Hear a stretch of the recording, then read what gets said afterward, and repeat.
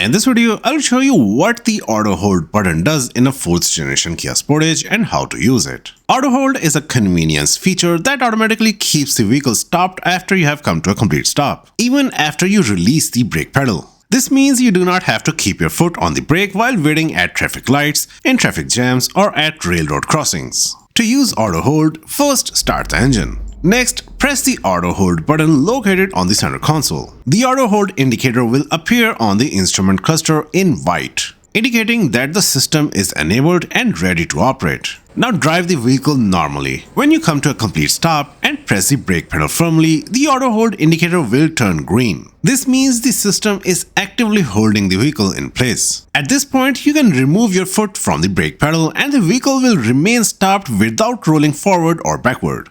When you're ready to move again, simply press the accelerator pedal. The auto hold system will automatically release the brakes and the vehicle will start moving. The indicator light will turn white again. To turn the system off, press the auto hold button again. The indicator light on the instrument cluster will go out, confirming that the feature has been disabled. Also, keep in mind that if the auto hold feature is activated and you open the driver's door, the electronic parking brake will automatically engage. This helps prevent the vehicle from moving unintentionally and adds an extra layer of safety when exiting the vehicle. If you found this video helpful, consider subscribing to VJoin for more automotive tips. Thanks for watching.